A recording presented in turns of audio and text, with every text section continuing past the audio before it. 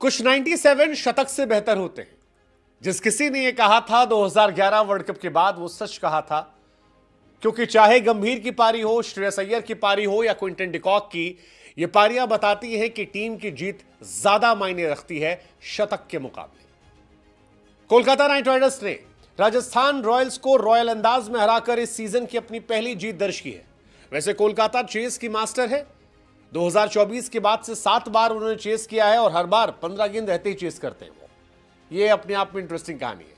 Rajasthan Royals इस match में एक वक्त तो लग रहा था कि ठीक ठाक पोजीशन है, लेकिन फिर क्विंटन डिकॉक ने मानो उन्हें बताया कि वो जो बड़े खिलाड़ी होते हैं वो बड़े मौकों पर बहुत बड़ी परफॉर्मेंस करते हैं, और वही कहानी रही।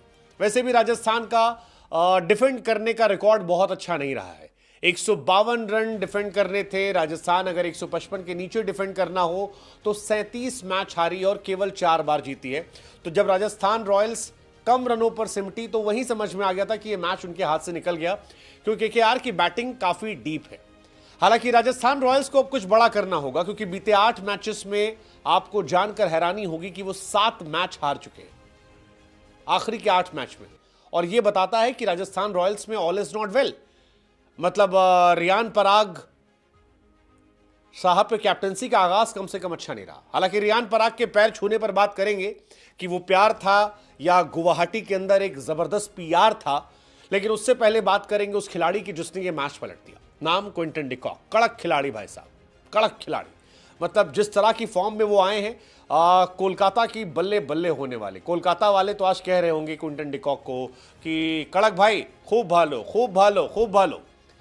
ओपनर के तौर पर आना और फिर टफ सिचुएशन में अच्छी बल्लेबाजी करना, 97 पर नॉट आउट लौटना, 8 चौके 6 छक्के, और ये बताना कि यार कोई नहीं है दूर दूर तक। केकेआर एक समय इस मैच में फंसी थी। शुरुआत अगर आप देखो, मोइन अली के बल्ले से रन नहीं निकल रहे थे। अजिंक्य रहाणे आए, वो भी बल्ले से इतने इफेक्टिव नहीं हो रहे थे। शुरुआत में 10 ओवर में 70 के आसपास रन बने थे, लेकिन फिर क्विंटन डिकॉक ने वक्त बदल दिया, जज्बात बदल दिया, हालात बदल दिया और फेंटे पे फेंटा मारकर 17 ओवर 3 गेंद में इस पूरे मैच को खत्म कर दिया।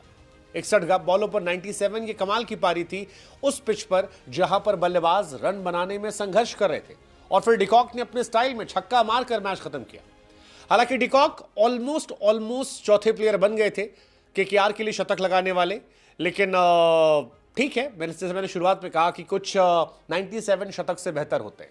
डिकॉक का ये जवाब उन तमाम एक्सपर्ट्स को भी था जो डिकॉक को कह रहे थे कि यार ये आउट ऑफ फॉर्म है, इनकी जगह किसी और को ट्राई करो, ब्ला ब्ला ब्ला ब्ला ब्ला ब्ला ब्ला। लेकिन अब डिकॉक ने बताया कि जैसे साल 2022 में 70 गेंदों पर केकेआर के सामने 140 ठोककर केकेआर की हवा टाइट कर दी थी, वैसे ही इस साल वो केकेआर के लिए खेलते हुए सामने वाली टीम की हवा टाइट करेंगे। 2022 में केकेआर को बहुत मारा था इसी डिकॉक ने, 70 गेंद पे 140। आज मैच जिता कर गए। तो केकेआर के अगेंस्ट परफॉर्मेंस करने से लेकर केकेआर के लिए खेलना और केकेआर के लिए जीतना, आई थिंक ये उनकी एक बड़ी खासियत है। कई सारे रिकॉर्ड ही बने डिकॉक के नाम। जैसे एक रिकॉर्ड था 90s पर आउट होने वाले, या 90s पर highest score bye wicket keeper 90s में जो नॉट आउट रहे। केएल राहुल का था 98 सीएसके के सामने, कार्तिक का था 97 राजस्थान के सामने, और अब क्विंटन डिकॉक भी आ गए हैं उसी जगह पर। यह अपने आप में एक शानदार कहानी है। 50+ स्कोर में भी डिकॉक का रिकॉर्ड बना ओवरसीज प्लेयर में। डिकॉक के नाम अब 26 हाफ सेंचुरीज हो गई हैं। उनके आगे इंटरनेशनल क्रिकेट के विदेशी खिलाड़ियों में वार्नर, क्रिस गेल और फाफ डुप्लेसी हैं, बाकी कोई नहीं है। तो यह भी अपने आप में बताने के लिए काफी है कि वो डिविलियर्स जैसे खिलाड़ी से भी आगे चल रहे हैं, बटलर जैसे खिलाड़ियों से आगे चल रहे हैं, जो अपने आप में एक शानदार कहानी है क्विंटन डिकॉक के लिहाज से। डिकॉक बड़े खिलाड़ी हैं। हालांकि इस मैच में 4 साल के बाद सुनील नरेन जो है वो आईपीएल नहीं खेल रहे थे, और उनकी जगह पर मोइन अली आए थे, जिनकी वजह से भी केकेआर जीती। 2 विकेट निकाले केकेआर के डेब्यू में 23 रन देकर, और कमाल था, ये कमाल था। बल्ले से नहीं चले, लेकिन गेंद से जो स्पेल किया था उसकी वजह से केकेआर जीती। वैसे क्या आप जीते प्रोवो पर? हाँ, मतलब अगर आपने प्रोवो पर हमारी बात मानी होगी तो फिर आपकी बल्ले बल्ले हुई होगी। KKR was a strong side. मानी आपने? नहीं मानी? चले कोई बात नहीं, अभी भी अगला मैच है, अगले मैच पे आप बता सकते हो। कल मैच है हैदराबाद का लखनऊ से। आपको सिर्फ इतना बताना है कि हैदराबाद लखनऊ को हराएगी। मैच गुरु बड़ा तगड़ा है, कल व्यूअरशिप बहुत स्ट्रांग होगी। लखनऊ के पास भी पावर हाउस है, हैदराबाद के भी पास पावर हाउस है। हालांकि लखनऊ की गेंदबाजी कंपैरिजन में कमजोर है अगर आप हैदराबाद की तुलना करोगे, और हैदराबाद की पिच जो है वो सड़क है, ऐसे में बल्ले बल्ले हो सकती है। हालांकि Rishabh Pant should do some magic, I will expect some magic from Rishabh Pant, but still आपको बताना है हैदराबाद में मैच है कि हैदराबाद लखनऊ को हराएगी, यस या नो। प्रोबो इंडिया का पहला स्किल बेस्ड ऐप है जहां पर आप बुद्धि का इस्तेमाल करते हो और आप देखो, कैलकुलेट करो। मैच हमने आपको बता दिया हैदराबाद के अंदर है। हैदराबाद एक स्ट्रांग साइड है, बैटिंग बॉलिंग सब बैलेंस है। लखनऊ बैटिंग बड़ी स्ट्रांग है, बॉलिंग थोड़ी सी इनएक्सपीरियंस है, जो पिछले मैच में भी दिखाई पड़ा इनएक्सपीरियंस, और उसका असर था कि अय्यर और बाकी लोगों, बाकी लोग, अय्यर नहीं, उससे पहले मैच जो था दिल्ली वाला मैच था, दिल्ली में आशुतोष ने बैंड बजाई थी, तो वो इम्पैक्ट दिखा था। इस मैच की भी कहानी है, तो अपनी टीम को सपोर्ट करना, जिसको भी आप ऋषभ पंत को सपोर्ट करते हो या पैट कमिंस को सपोर्ट करते हो वो आपका है, लेकिन मैच देखते देखते प्रोबो पर भी सपोर्ट करना और जिस टीम को जिताना चाहते हो बताना। हमने लिंक बायो में दे रखा है, हमारे लिंक से जाओगे तो 500 का रिवॉर्ड जो है वो भी आपका इंतजार करेगा, तो प्रोबो पर आप बता देना कौन जीतेगा। लेकिन मोइन अली की परफॉर्मेंस का असर भी था कि ये मैच जबरदस्त रहा। 2 विकेट 23 रन देकर इंपॉर्टेंट विकेट्स निकाले मोइन अली ने, और वरुण चक्रवर्ती एक साइड से अटैक कर रहे थे, एक साइड से ये अटैक कर रहे थे, और इसका इंपैक्ट जो है वो दिखाई पड़ा राजस्थान की बैटिंग में। अगर आप देखोगे राजस्थान की बैटिंग सब संघर्ष की। जायसवाल का विकेट बहुत इंपॉर्टेंट विकेट था, वो जो मोइन अली ने लिया था, वरुण चक्रवर्ती ने कैच पकड़ा था। सैमसन को वैभव ने आउट किया, रियान को चक्रवर्ती ने आउट किया, फिर नीतीश राणा को बोल्ड किया।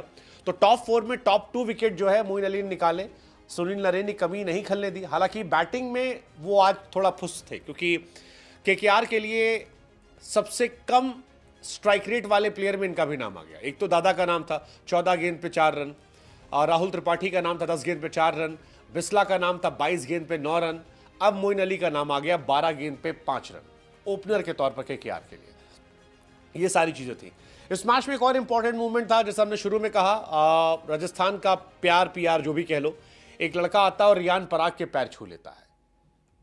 अब बहुत सारी चर्चा शुरू हो गई कि यार एक आदमी जो स्टेडियम में बैन हो जाएगा, जेल जाएगा, रियान पराग का पैर छूने क्यों आएगा? मतलब थोड़ा समझ से परे कि क्या कहानी है, कैसे है।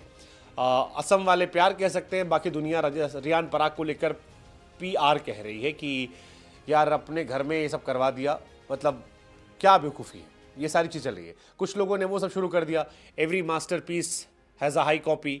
विराट कोहली वाला लोग लिंक कर रहे थे कि विराट कोहली साहब के पैर छुए गए थे, तो रियान पराग उन्हीं को फॉलो करते हैं, तो पैर वैर छुआ दिए गए। जो भी था, बड़ी हैरानी की बात थी, क्या था, क्यों था, किस लिए था। मतलब रियान पराग लास्ट टाइम जब इतना फेमस हुए, रियान पराग 3-4 बार फेमस हुए हैं। एक पहले ट्रोल होते थे, फिर पिछले साल उनकी परफॉर्मेंस बहुत अच्छी हुई थी, जिसकी वजह से उनकी काफ़ी तारीफ हुई थी, हम सब ने की थी।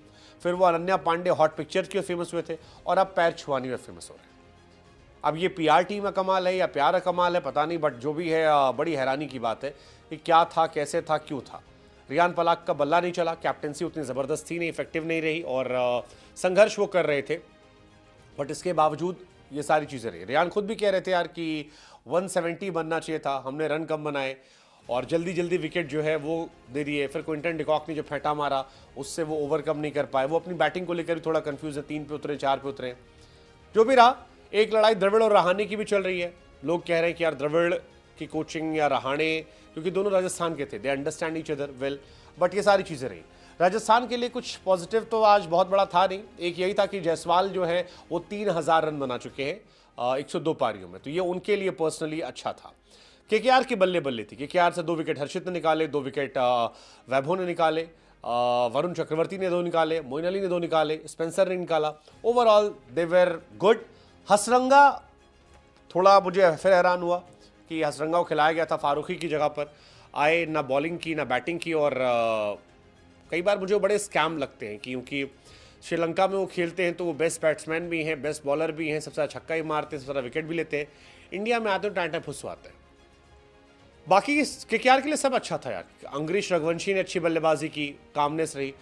मुझे एक चीज़ की हैरानी हुई कि यार जिन पर इतना पैसा लगाया था केकेआर ने, वाइस कैप्टन साहब वेंकटेश अय्यर, उनको बैटिंग क्यों नहीं करवाते? मतलब इतना पैसा लगा के आप डगआउट में क्यों बैठा रहे हो? एक नए लड़के को आप भेज रहे हो, जो भी कहानी है। But overall it was a good match. शायद राइट एंड लेफ्ट कॉम्बिनेशन का असर हो सकता है, बट फिर भी 5 नंबर पर उतारने का मतलब क्या है? 5 नंबर 6 नंबर पे मेरी समझ से परे, क्योंकि इतने पैसे लगाए, वो ओपनर थे, फिर 3 नंबर पर आ गए थे, जो भी था। बट केकेआर ने फाइनली विन से शुरुआत की है। क्या केकेआर पिछले साल को रिपीट कर पाएगी? कमेंट सेक्शन में बताओ।